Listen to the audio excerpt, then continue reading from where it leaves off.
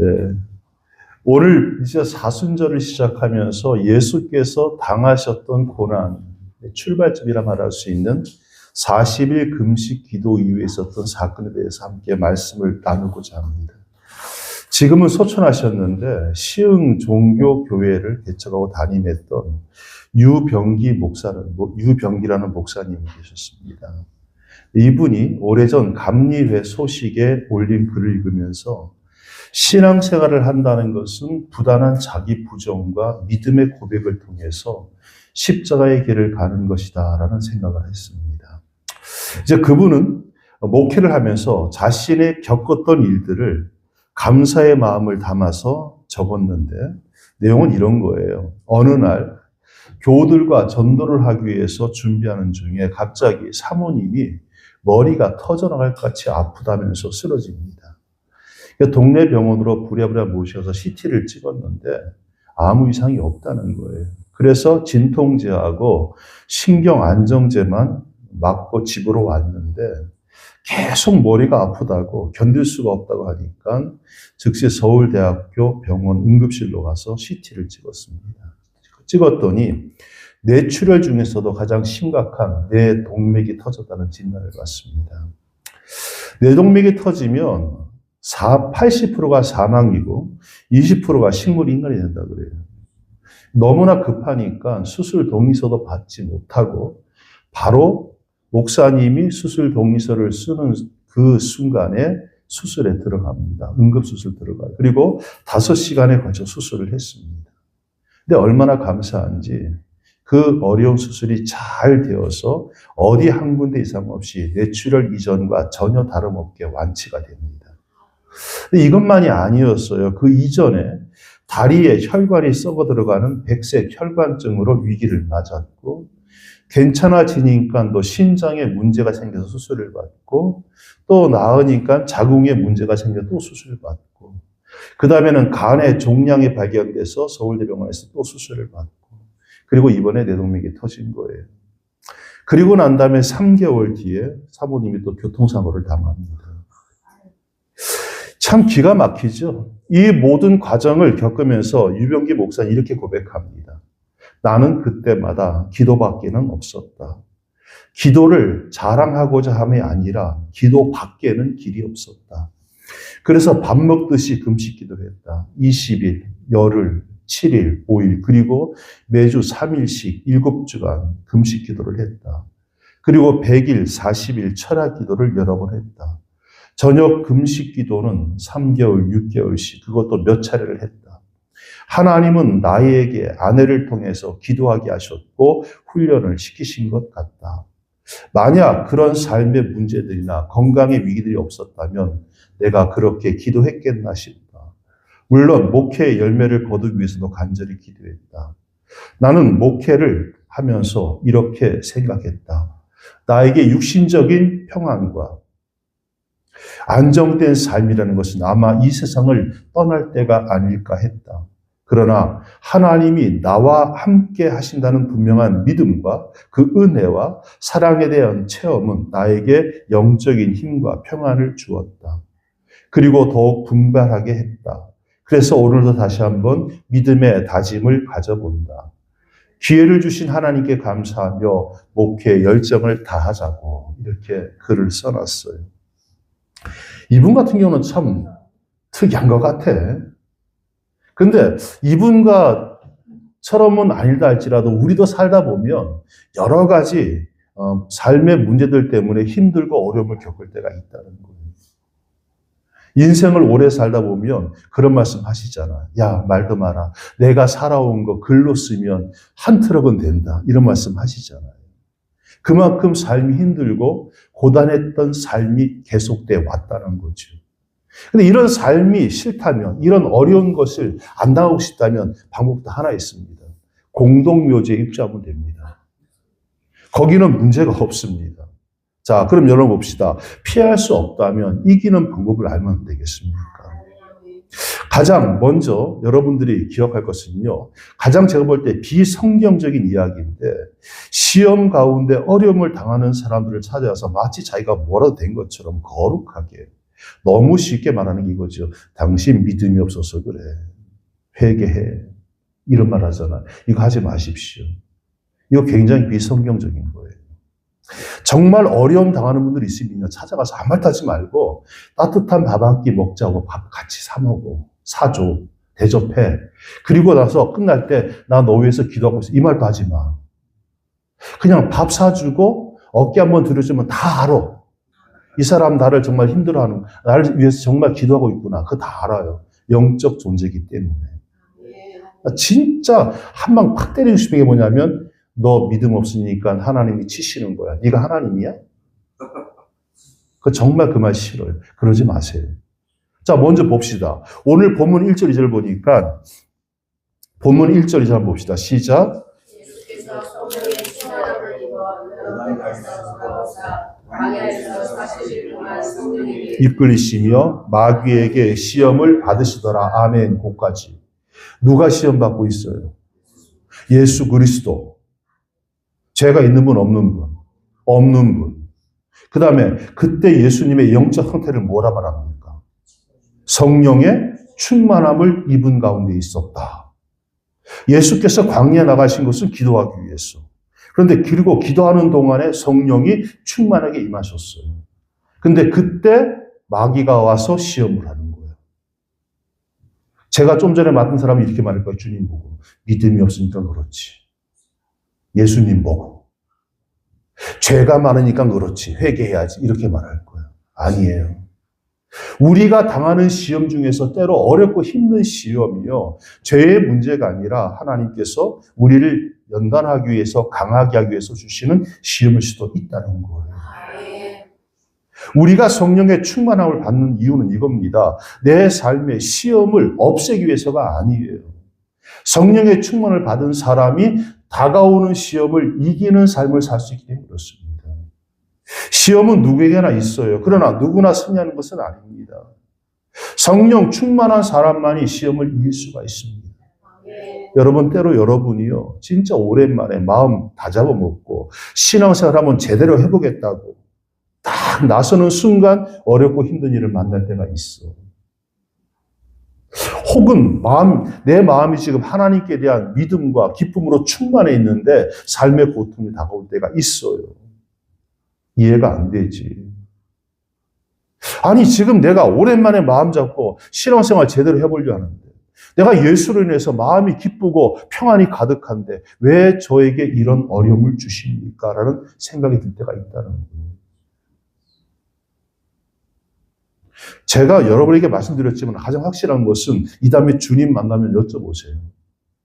장기장에 적어놨다. 그날 그때 왜 그러셨어요? 분명히 이렇게 답하실 거예요. 너는 그때 승급 심사 중이었다. 네. 더 높은 곳으로 올라가기 위해서 테스트 중이었다라고 말씀하실 거예요. 왜? 성경은 그렇게 말하거든요. 그러면 이렇게 생각할 수 있어. 신앙생활 잘 하는데 어려움 당하는 분이 계셔.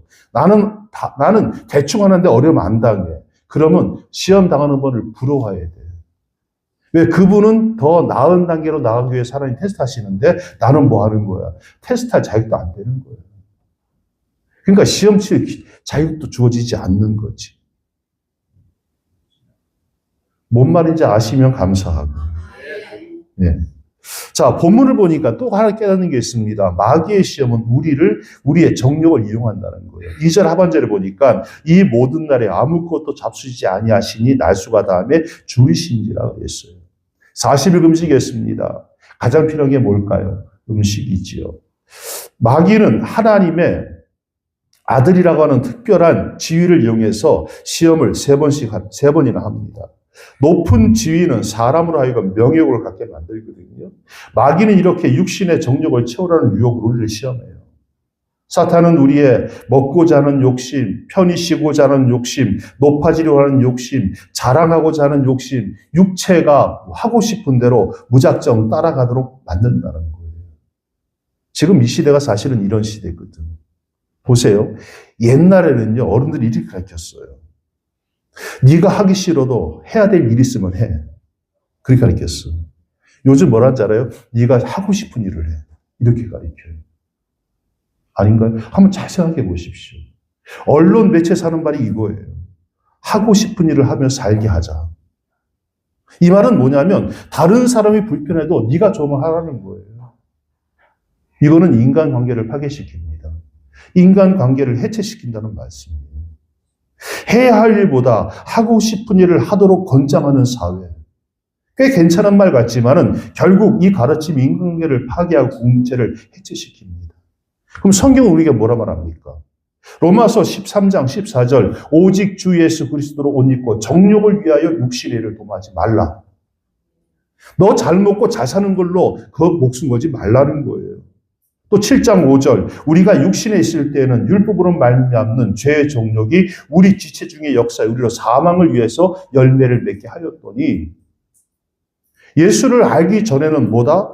죄의 정욕이 우리의 삶을 이끌어감으로 인해서 내가 이 땅에서 편하고 즐겁고 쾌락의 삶을 살게 했는데 그게 결국은 뭐다? 사망을 위해서 열매를 맺게 하는 일이었다는 거예요. 여러분 그리스도인은요. 육신의 정욕에 이끌려 사는 삶이 아니라 하나님의 말씀을 통해서 신령한 것을 삼하는 삶을 살아가야 됩니다. 육신의 정욕을 따르는 삶을 살면요. 반드시 시험에 빠지게 되고 결국은 망하는 길로 가게 돼 있다는 거예요. 근데 진짜 놀라운 건 이거죠. 마귀가 예수님을 시험하는데 하나님의 말씀을 가지고 유혹하는 거예요. 기록되었으되 하나님이 너를 위하여 그 사자들을 명하사 너를 지키게 하시리라 하였고 또한 그들이 손으로 너를 받들어 내 발이 돌에 부딪히지 않게 하시리라 하였느니라. 이 말씀이 구약에 있어요. 시편 91편 1절 12절에 보면 저가 너를 위해서 그 사자들을 명하사 내 모든 길에 너를 지키게 하시라. 이 말씀을 인용한 거예요. 여러분 신약 성경에 이런 말이 있다는 거 혹시 아셨습니까? 알면 참 대단하신 건데 근데 성경은 말하기를 마귀는 그것보다 더 많이 알고 있다. 왜? 영적 존재거든요. 우리 중엔 그 누구보다도 성경에 대해서 마귀는 더 잘 알고 있습니다. 그러면 성경 잘 아는 마귀하고 성경 잘 모르는 우리하고 뭔 차이가 있을까? 마귀가 알고 있는 성경은 지식적으로 보는 것만 알고 있는 거예요. 지식적으로. 그런데 우리는 성경의 진리들을 삶을 통해서 경험합니다. 하나님과 깊은 친밀한 교제를 하며 살아갑니다. 그래서 하나님의 자녀라는 얘기를 듣는 거예요. 여러분 성경 많이 몰라도 괜찮아. 뭐 어떤 분이 그럽니다. 천국에 입소하기 위해서는 입소 맞나? 하여튼 천국 들어가기 위해서는 최소한 성경 구절, 암소 구절을 200개는 암송해야 된다고. 그거 믿지 마시오. 그런 거 없어 성경에. 단언컨대 이거 하나만 알면 돼. 예수는 나의 구주시라. 주님이 십자가에 죽으신 것은 나를 위해 죽으신 거라. 이거 하나만 알면 돼요. 치매가 와도 그것만 믿지 마세요. 제가 말씀드렸지. 아시는 사모님, 어머니가 치매 오셔가지고 요양원에 입소를 했어. 근데 거기서 새로운 직업을 얻었어. 전도사. 아들, 딸도 모르시는데 만나는 사람마다 예수 믿어야 구원받는다고 천국 간다고 계속 전도하고 다니신대. 요양원에서 전도사님 되셨어. 아우 멋있어. 나 그때부터 기도하잖아. 주여 나도 치매 걸리면 저런 치매 걸리게 돼. 다 잊어버려도. 사람 중에서 가장 마지막 잊어먹는 거는 우리 집사람일 거야. 근데 죽어도 못 잊는 것은 누구라? 예수 그리스도 나의 구주시라. 그걸 아는 사람이 어떤 사람이에요? 그게 믿는 사람이에요. 그게 구원받은 자지. 미국 10대 선교사, 국제 캠퍼스 라이프 지도자 데이브 비어만이라는 분이 있어요. 이분이 가정에서 매주 성경을 한 구절씩 암송하기로 약속을 했어. 그래서 10살짜리 카라, 6살짜리 다나 두 딸이 있어요. 근데 이 아이들이 부모보다 성경을 더 잘 외우는 거야. 달달달달. 애들이 원래 잘 외워. 근데 어느 날 저녁에 큰딸 카라하고 둘째 딸 다나가 소리를 지면 싸움이 붙은 거야, 둘이서. 니 잘났다, 니 잘났다. 그래서 막 난리가 난 거예요. 그러니까 이 아버지인 비어만이 큰딸을 불러서 묻습니다. 이번 주 성경 구절 뭐고? 그랬더니 딸이 달달 외우는 거지. 요한일서 4장 11절 사랑하는 자들아 하나님이 같이 우리를 사랑하셨은즉 우리도 서로 사랑하는 것이 마땅하도다. 아멘. 잘했다. 그리고 갑니다. 가더니만 더 큰 소리 또 싸워. 말씀은 말씀이고 내 삶은 내 삶이라는 거예요. 이건 믿는 거 아니에요. 말씀이 그러하다면 그 말씀대로 내가 뭐 해야 돼요? 사랑해야 되는 것이 맞다는 거예요. 대일부 비어만은 이렇게 말합니다. 기독교 서적과 음반이 쏟아져 나오고 교회 출석 인구가 늘어나고 방송 설교가 넘쳐 흐르고 있다. 그러나 동시에 이혼, 범죄, 자살, 마약 중독, 낙태 등 범죄가 전염병처럼 번지고 있다. 종교가 발전하는 만큼 죄도 발전하고 있다. 이런 문제 해결점은 하나님의 말씀을 받아들이고 그것을 우리 삶의 현장인 가정과 학교와 직장과 시장 등에서 그대로 적용하고 실천할 때 가능해지는 것이다. 이렇게 말해요. 말씀 따로 삶 따로가 되면요, 아무리 많이 알아도 그것이 내 삶을 변화 못 시키더라는 거예요. 힘들고 어려워도 말씀이 내 삶에 들어오게 만들고 말씀이 내 삶을 이끌어가게 만들 때에 내 삶이 변화되는 역사가 일어나더라는 거예요. 우리가 만약요, 하나님 말씀을 알기만 하고 경험하지 못하고 한다면 마귀와 다를 바가 뭐가 있냐는 거예요. 여러분, 예수님이 오셨을 때 가장 먼저 예수가 하나님의 아들인 걸 알아본 게 누구예요? 걸어서 거리에 있는 미친 사람에게 들어했던 귀신이 먼저 알아봤잖아. 그래서 그런 말 나왔잖아. 알기는 귀신처럼 잘한다. 근데 뭐예요? 행동이 없는 거예요. 고백이 없는 거예요. 교제가 없는 거예요. 만남이 없는 거예요. 그 말씀이 내 삶 속에서 육화가 되지 못한다는 말이 문제라는 거예요. 그리고요, 자장점 이거예요. 마귀는 성경을 인용하는데 전체 인용하지 않습니다. 한 구절만 이용합니다. 어느 한 구절만 인용해가지고 그것이 모든 진리를 대변하는 것처럼 말해요. 그리고 확대 해석을 해서 사람들 하여금 그것에서 빠져나오지 못하라고 만듭니다. 이거 누가 잘하죠? 이단들이 잘해요. 이단의 특성이에요. 그러므로 여러분, 우리는 성경을 포괄적으로 이해해야 돼요. 구약도 열심히 공부해야 되고요. 신약도 열심히 배워야 돼요. 그리고 무엇보다 중요한 건 이거지요. 진리를 경험하고 체험하는 자가 돼야 돼요.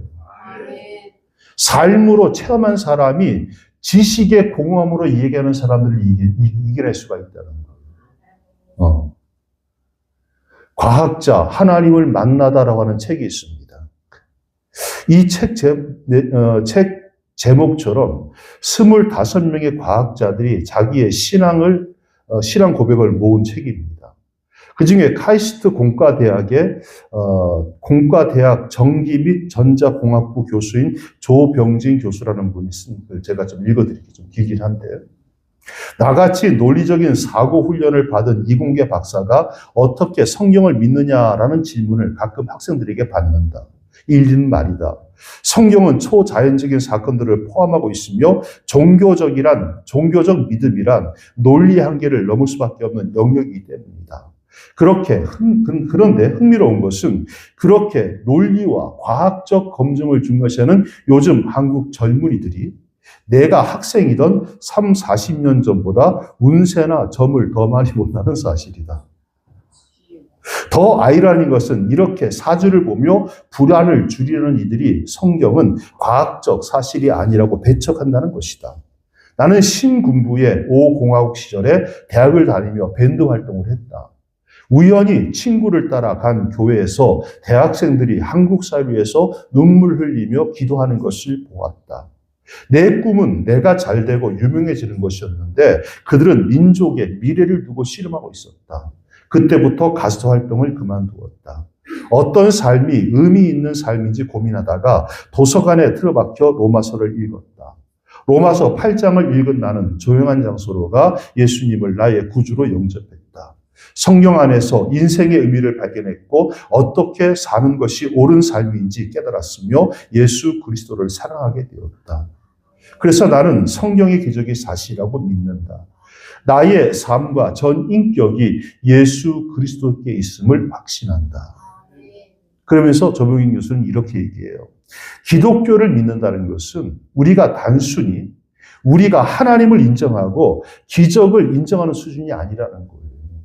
그 하나님을 내 삶의 중심에 두는 일, 모시는 일이 바로 믿음이라고 이야기합니다.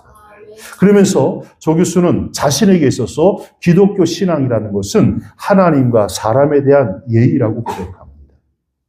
예수께서 우리 마음에 오고자 하실 때 그냥 문을 강제로 열고 침입하는 것이 아니라 예를 바쳐서 밖에서 정중히 우리 마음의 문을 두드리시는 것처럼 오늘 우리의 삶에도 하나님께뿐만 아니라 함께 믿음 생활하는 성도에 대한 예의가 있어야 되는 거예요.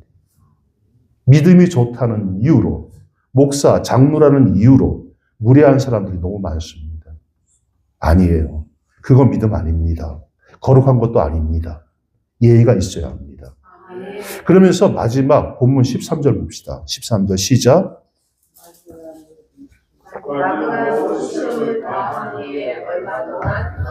아멘. 마귀가 예수님을 시험했어. 그리고 떠났어. 그죠? 완전 떠났어요? 얼마 동안 떠났대. 얼마 동안. 시험 후 마귀는 영원히 물러가지 않았어요. 얼마 동안 떠나 있었대. 얼마 동안이란 말은 이런 의미를 가져요. 다시 기회가 생길 때까지. 오늘 우리가 시험을 이겼다 해서 안전한 것이 아니라는 거죠. 마귀는 우는 사자와 같이 언제나 우리 주변을 끊임없이 배하면서 우리를 삼킬 새로운 기회를 찾고 있다는 거예요. 그때가 오기를 기다리고 있다는 거예요. 그러므로 우리는 어떻게 됩니까? 파수꾼이 깨어 경계하는 것처럼 사탄의 시험에 들지 않도록 항상 깨어 있어야 합니다. 그럼 어떻게 하는 것이 깨어 있는 걸까요? 기도하는 일이죠. 말씀을 묵상하는 걸 쉬지 않는 일입니다. 기도도 하지 않고 말씀도 묵상하지 않는 그리스도인이라면 마귀의 밥이 될 수밖에 없습니다.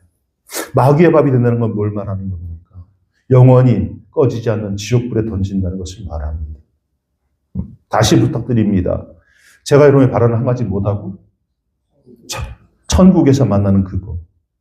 그러기 위해서는 뭐 해야 된다고? 예수를 떠나면 안 된다고. 붙잡고 있어야 된다고. 자, 그리고 마지막 시험에서 이기려면 어떻게 되느냐? 주님께서 당신의 삶을 통해서 훌륭하게 가르쳐주고 계십니다.